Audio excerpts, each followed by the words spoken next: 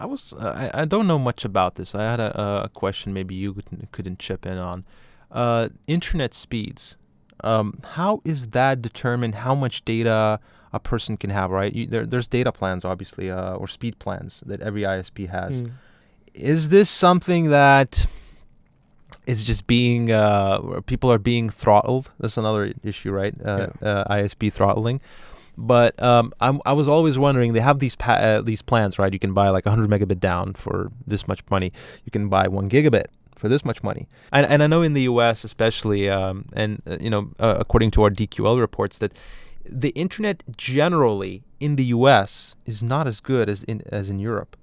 And they have these terrible data cap plans and things like that. So it seems to me quite shady. So there's a lot to unpack there, but yeah, I also hear maybe a gripe in there somewhere from personal experience. But if you look at unlimited broadband, it's actually the same concept as all you can eat at a restaurant. I don't know if you've ever gone to a restaurant and actually put that to the test in terms of all you can eat. Yeah. I know I have on occasion done this, and you'll start to get looks, right? If you're really piling up the plates and you're getting a lot of food. Yeah. And it's very similar when it comes to internet providers.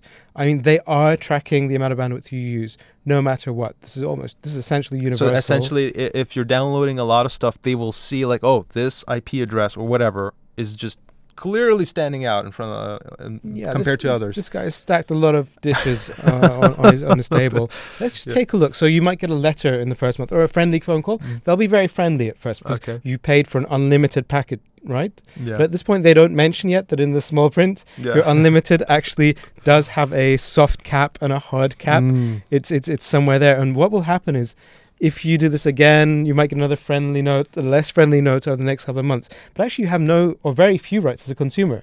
If you're actually causing the company to lose money by using that bandwidth, they can eventually drop you. So it's good to know your rights. And again, if you're running your own router, that's a good way of checking how much overall bandwidth you're using.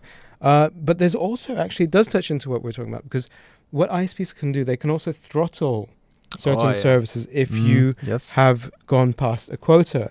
And interestingly enough, a VPN can work around some of these forms of throttling, not all of them. If they're throttling all your connectivity, then the VPN is going to be throttled too. So it's not a solution. But sometimes, and in some countries, we know that they will throttle, for example, social media platforms or the ones that are bandwidth heavy. And then because your VPN isn't part of that throttled set of platforms, it will actually make your social media work faster, which is one of those really unexpected things. Normally you would expect the VPN maybe to add a bit of, almost slow it down a tiny bit because it's adding the extra security and encryption.